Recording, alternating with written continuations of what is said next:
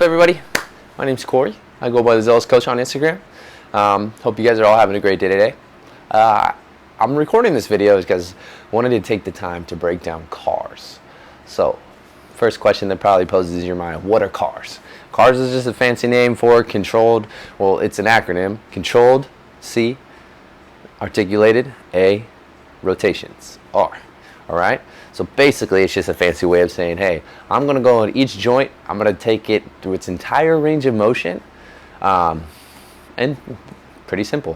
Why cars? Cars would be, so I would equate cars to being not only myself but the whole community that utilizes this tool. We would equate it to the brushing your teeth of your joints. So you brush your teeth every day, not because it's the most fun thing to do, not because it's your favorite thing to do, but because of the benefits, right? You know it's healthy for your teeth. You know your doctor's going to be a little bit upset with you, or your dentist is going to be upset with you if you tell him you don't, etc., right? Same thing. The reason we do cars is health, man. I'm a coach, I'm a trainer.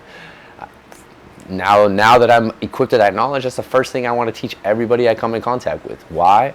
Because for one, it's the only way that I've found that's going to help continue to keep the current ranges of motion of each joint we currently have.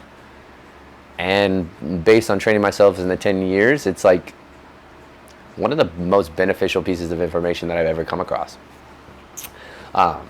Two things to remember what I've noticed, or two things to not forget when you're doing cars, all right? The first one is going to be, there's such thing as a closing angle and an opening angle, okay? So the example I'd like to give would be, if I were going to do a neck car, first thing I do is take my chin to my chest, then I would want to trace or scrape up my collarbone, okay? So now, if we look at this position, on one side, you have all this tissue here, right? This is your opening angle, okay? Then, if you were to take a look at the chin side, where I'm scraping that collarbone, this is my closing angle. Now, if you have sensation, some feels, everything, etc. on the opening side, it's totally cool. Nothing to be worried about or anything like that. Now, if I were to go to close this angle here, and I feel some sort of sensation like a stabbing, sharp, or pinching pain of any sort, we do not closing angle joint pains. Those are usually red flags. I can't give you to the extent of what that red flag is, but what I do know is I'm not going to ask you to push. What I'm going to ask you to do is to not push through that pain, okay? So we do not want to train our brain or our central nervous system to push through pain. But now what I will ask of you is this. So if you take your hand and I create a circle, right? And let's just say that this is my neck joint. So I'm going to try to paint the outside of this circle, the entirety of the circle, all the way around. But let's just say that I come on my rotation, like we just said, the closing and opening, and ow, I have a pain here on this closing side. All I'm going to ask is that you come out and then back in once that sensation goes away, okay? Simple as that, all right? And then the second thing to remember is, morning routine-wise, we use the cars also to train, to warm up before training. And during like a warm-up, I want you to up your internal, we call it irradiation, tension within yourself, from anywhere from, let's say, 50% of tension to 70% of tension, okay? But for this morning routine, it shouldn't take you more than 10 minutes, 10, 15 at most. And I want you to think that roughly a little bit calmer on the tension, because if we're thinking morning routine, you probably just woke up. You don't want to stress the system heavily right when you wake up. So those two things right there, you should be good to go, okay? All right, so there's multiple positions that we would do cars in. In essence, you want to be able to do your cars in any and all positions. But for today, and the purposes of that I don't have a super tall camera just yet, I'm going to do it in a collapsed kneeling, tall kneeling, or a quadruped position, not standing, all right? At some other point in time, I mean, I want you to think that these things that I'm doing on the ground, or I'm doing the way I'm doing them without standing, you can do them standing, okay? And they should be practiced and done standing. All right, so let's go ahead and start with our neck. So we are going to do, I want you to take a nice big breath in. Pack that air in your stomach, all right? Squeeze your butt, squeeze your legs, squeeze your arms. We're thinking 10 to 30% of tension. Now, everything is going to be a statue from your neck down, all right? So with that being said, what we're gonna do is we're gonna tuck the chin into the head. I want you to think vertebrae by vertebrae. Take that chin down to your chest. Now that you're at your chest, I want you to go ahead and scrape up your right collarbone.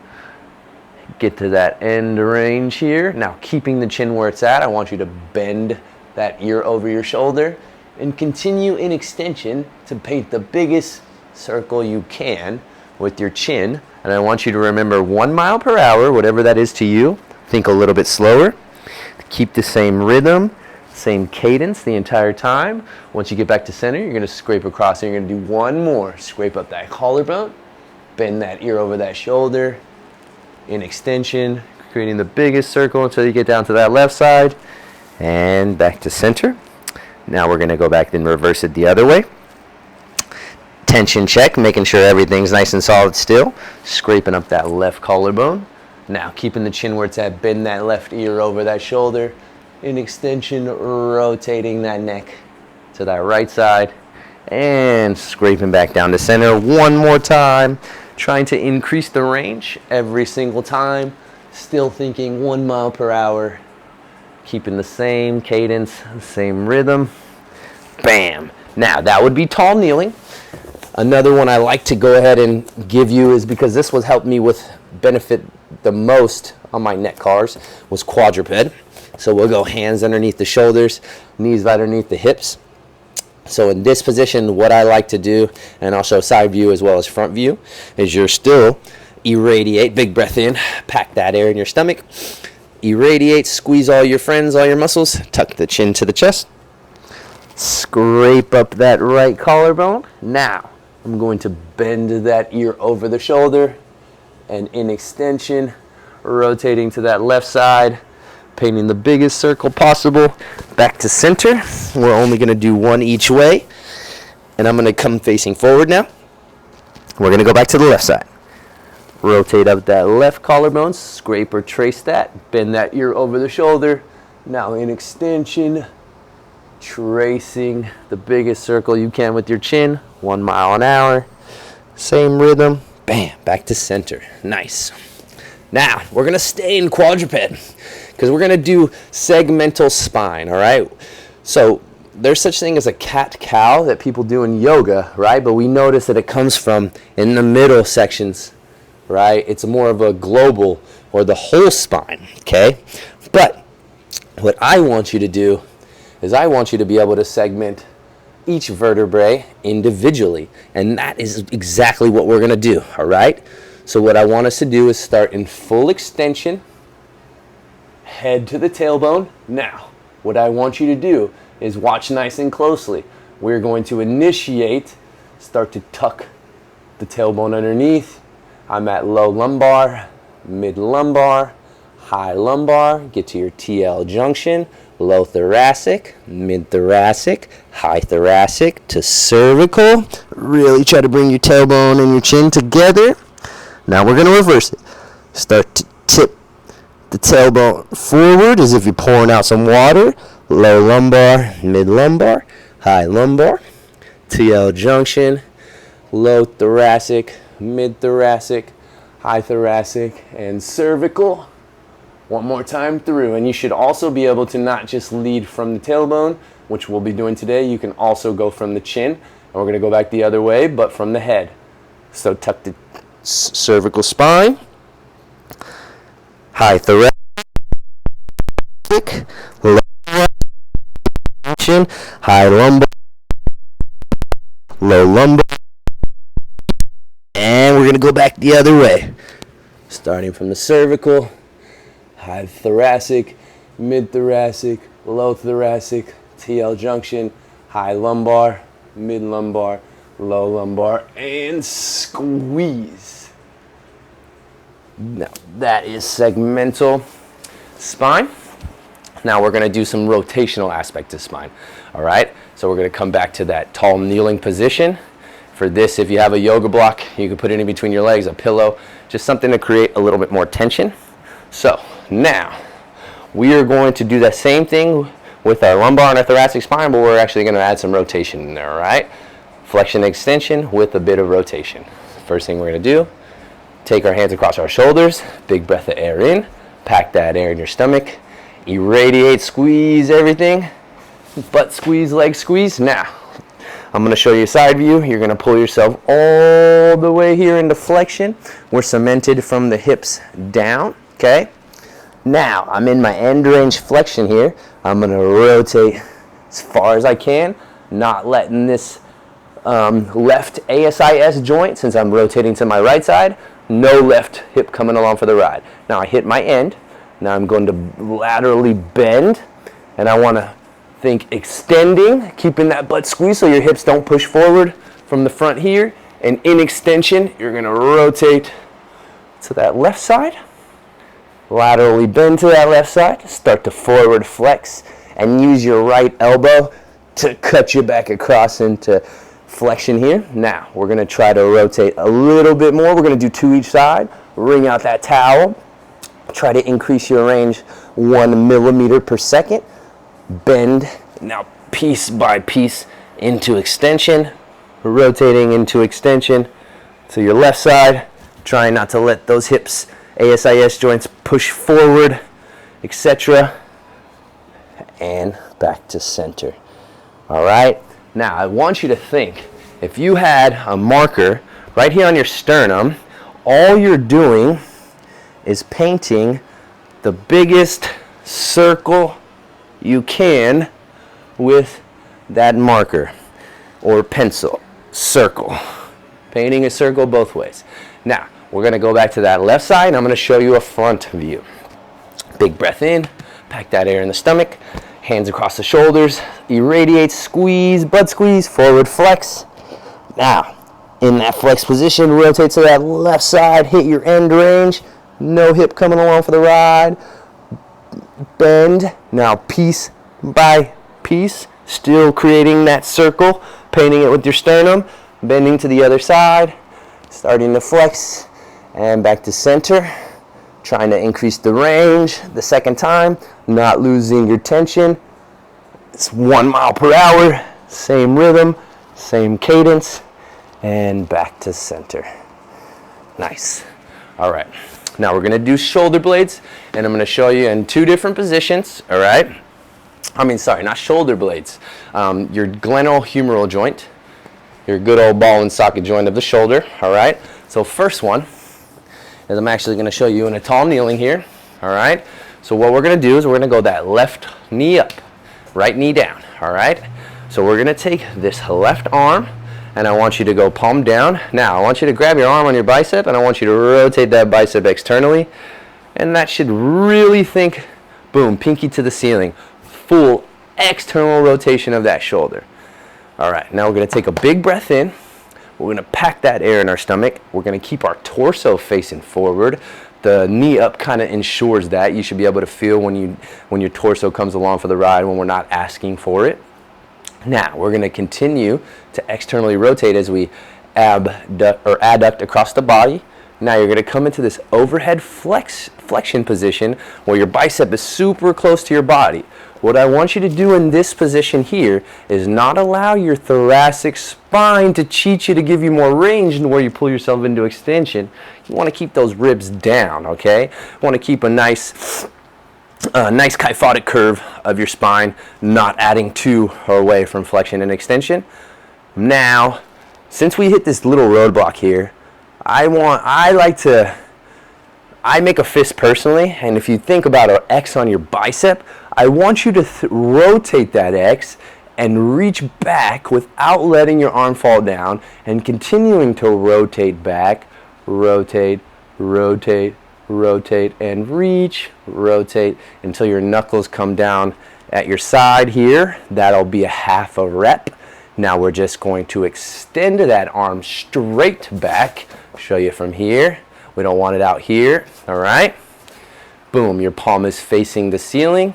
I want you to start to unravel, externally rotate that bicep as you continue to paint that big circle, bringing that arm until that bicep comes by your ear again. And once it's here, I want you to continue to rotate as you bring that down.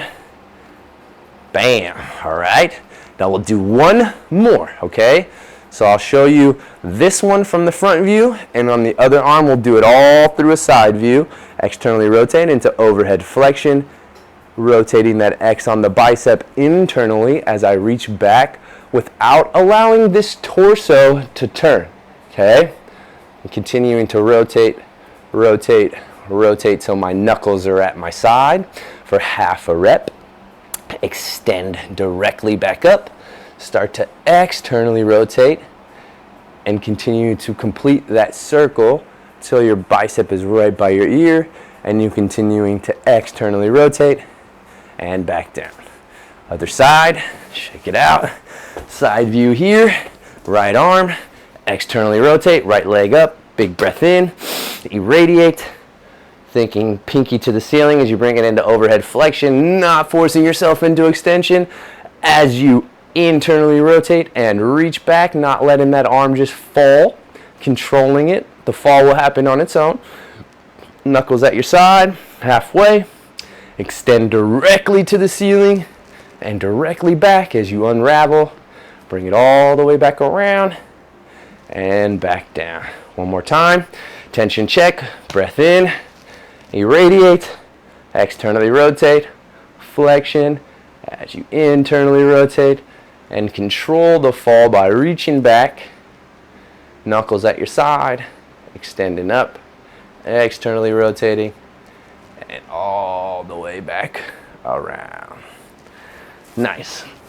Another one for that would be quadruped. Similar. We'll go front view here, right arm, I'll go external, up into overhead flexion again. Now I want to pretend like there's a cup of water on my shoulder blades, so that way I don't reach for the ceiling. Now watch, still rotating and reaching, being mindful of not letting anything else come along for the ride. There's that portion of it.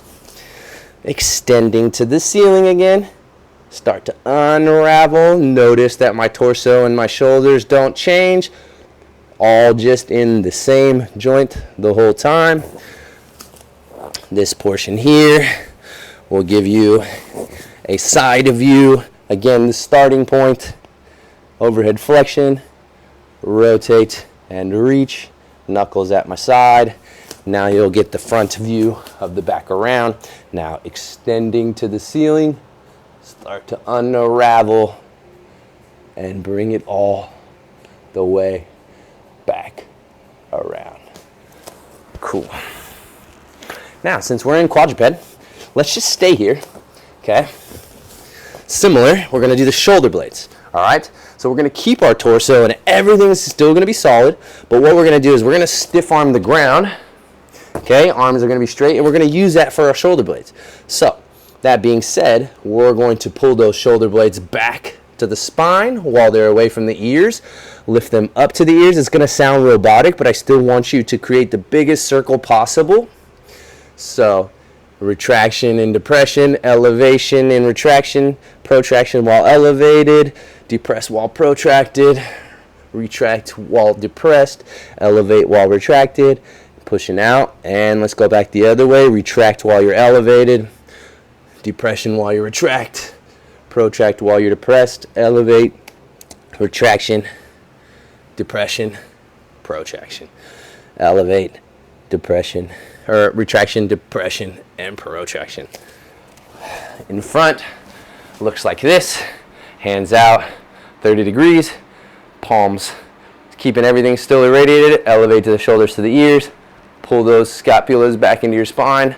Pull them down, out, up, back, down, out, reverse, back, up, out, down, back, up, out, and down. The last one I like to go ahead and do for this one as well, I'll demonstrate. If you have a seam on your side, I like to match up the my middle finger with the seam. Hands are going to go at your side, front of the leg or the back of the leg. You also don't want to have your arms flare out this way. We're going to glue them to our sides, middle finger on that seam. Now I'm going to elevate to my ears, keeping that middle finger up and down, pushing them forward, pulling them down, retraction, elevation, protraction, depression. One more, retraction, elevation, protraction, depression. Reverse, elevation, retraction, depression, protraction, elevation, retraction, depression, protraction. Last one, elevation, retraction, depression, and protraction. Now that's shoulder blades. Next up, we're going to go to the elbow. Elbow, since we learned that you have internal and external rotation of the shoulder, we want to just be mindful of that. We're going to glue those elbows to our side, all right? So you have supination and pronation, or palm up, palm down, okay? Notice when my palms are down, my hands are not facing directly down because I don't have full pronation, okay? Because if I go any further, my elbow is going to flare out, and that's no longer in my elbow, okay? So that's going to be more in the shoulder. So we want to take a look at that. We're going to glue those elbows, big breath in, pack that air. We'll go full supination, or palms up, trying to drive the thumb down and the pinky to the ceiling. And also to, let's pretend now we're moving through a thicker medium, or a molasses, or some sort of syrup or thicker fog, okay? Bam. Trying to think more supination as I push to the top, and I squeeze in extension as I pronate, and I go down into extension. Sorry, squeeze into flexion. Supinate, up into flexion. Squeeze, pronate. Thinking more pronation as you go down, and back the other way. Pronation to flexion. Squeeze, supinate. Feel that ulna right over. Down into extension. Protraction. Flexion. Protraction, sorry. Pronation, supination, down, bam. Simple with the elbows, okay? Let's go move on to the wrist, all right? So wrist, since we know that there's supination and pronation, or palm up, palm down for the elbow, we're just gonna make a mental note of that, and we do not want that to occur for our wrists. Best way I found for this to work is pretend like it's your think of your favorite drink on the planet, okay?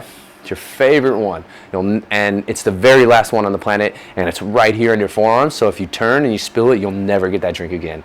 Usually it works. For me, it's coffee or water, whatever. So now, what big breath in. Also, thing to remember is don't let those forearms turn. Don't let them swivel out. All right, and these hands are going to stay straight. I don't want you to start to fold them or cup them. Okay, so we're going to take those pinkies into the midline. You want to pull them up into flexion as high as you can. Scoop them out at the thumbs and down into extension. Bring them back around. 1 mile an hour. Feeling the Rice Krispie treats. Snap, crackle, and pop. One more time. Around. Scooping down. Back up to the pinky and back the other way. Up. Scoop down. Out at the thumb. There's not a whole lot of range there. Up into flexion. In and down. Now, we're going to go ahead and move on to our hip here. Hip, I like to go ahead and do in a quadruped position. It doesn't actually allow you to go through the whole range of the hip, but it still works, okay? So, quadruped again, hands and knees. So, I'll show you the front view. Big breath in. So, this is how it looks from the front. I like to take my knee into my armpit as high as I can. Can't go any further, or up into my chest. Now, keeping that, I want to take the knee and the ankle. I'm going to fire hydrant to the ceiling. So boom, fire hydrant to the ceiling. There's a tray of food or a cup of water here on your low back. Don't let it arch. Don't let it spill, okay?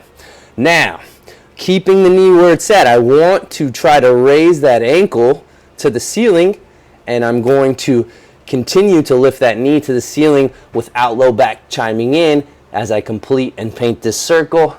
Swiveling, swiveling, swiveling, bringing the knee to touch the other knee. Front view, boom. And then you want to extend up, but when I extend up, I'm not dumping it into the low back, okay?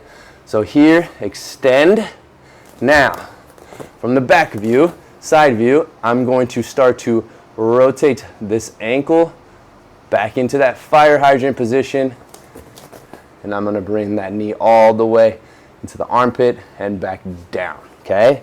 So, one more time. Knee into armpit, knee and ankle to the ceiling, ankle. Pretend like you're trying, there's a tennis ball, helps too. Keep it in your knee cavity, keep that heel to your butt, scoop, bring that knee around, and then down to tap. And touch the other knee, extending back, not dumping into your arm, into your low back, around, back down.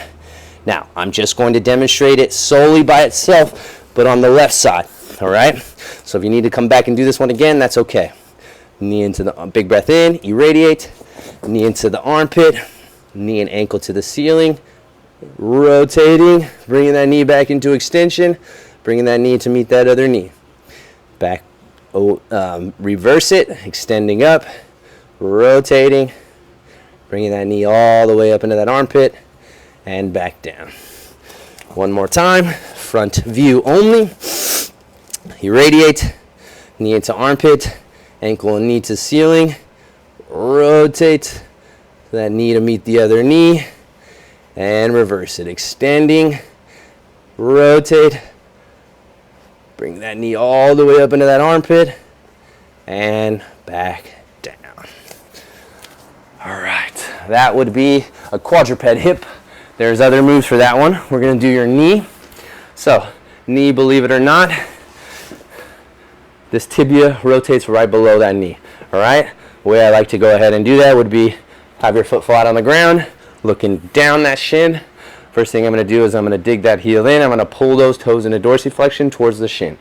Then, I kinda like to put maybe my hand over right below the knee, and I want you to rotate, even if you have to close your eyes, keeping them in dorsiflexion, keeping that heel into the ground, and feel this bone move back and forth. This shin actually might light up as well. So, you don't have a whole lot of movement, or for what I see, when it goes internally, okay? Most people have external rotation. We don't have a whole lot of internal. All right? That's just to kind of get you acquainted with that. So we're going to use that.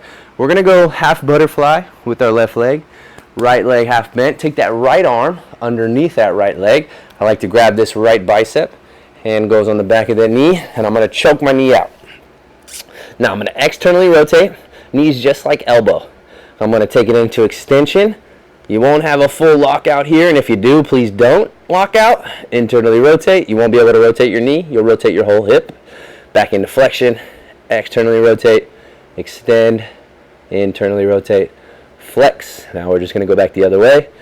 Internally rotate to extend. Externally rotate. Flex. Internal rotation. Extension. External rotation.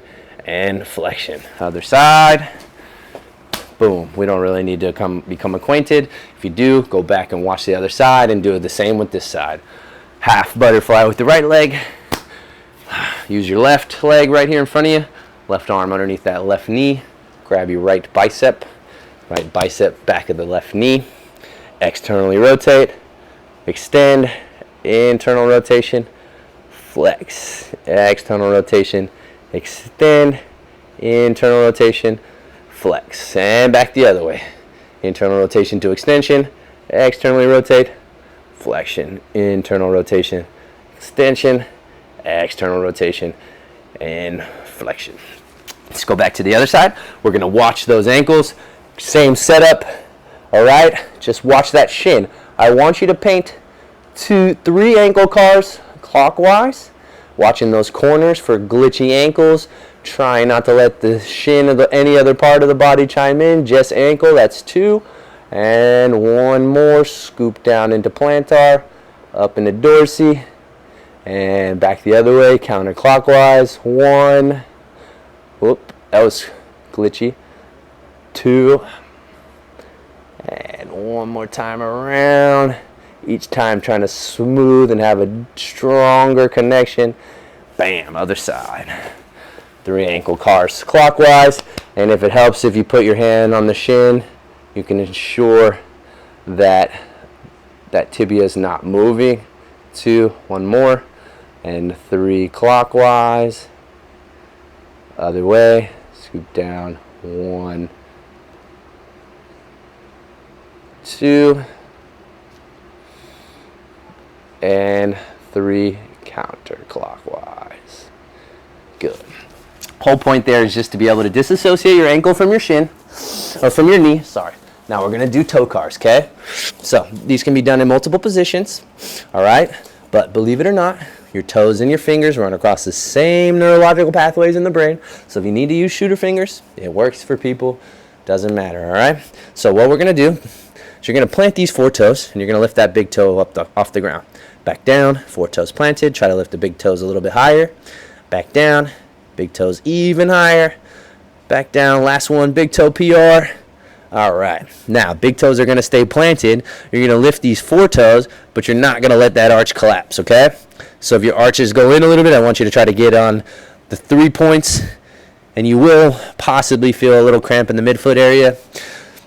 Back down, big toes planted, 4 toes up, back down, 2 more, big toes planted, 4 toes up, back down, last one, big toes planted, 4 toes back up. All right, all 5 up, tap just the big toes, back up, just the big toes, back up, just the big toes, back up, and just the big toes, back up. Last little bit here. We are going to take all 5 up. We are going to abduct the pinky out as far as you can. Tap that one. Sorry.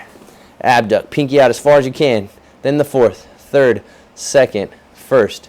All 5 up, 4th, 3rd, 2nd, and 1st. All 5 up, pinky, PR, 4, 3rd, 2, and 1. Last one, best one. Best one for your pinky, pinky toe, PR. Then the 4th toe, then the 3rd toe, then the 2nd toe, and then the 1st toe. Thanks so much for chiming in, guys. Appreciate you taking the time to watch this video. Hopefully this helps out, clear up some things with some cars. If you have any questions or anything, please don't hesitate to reach out. Truly appreciate your support and for chiming in, and I'm always here to help. Honestly, I just love it. So if there's anything I can clarify, anything I can do to help you out, please do not hesitate to reach out. Again, morning routine, you're just waking up, 10, 20, 30% attention. But if you're gonna use this to train before kin stretch or before your workout or what have you, think more along the lines 50, 60, 70. Really trying to grind out and get some good communication and blood flow in there before you go ahead and train hard. But yeah, appreciate you guys. Again, give me a follow on Instagram, and give me a shout out if you really find this information beneficial. Appreciate you. Have a great day, guys. Take care.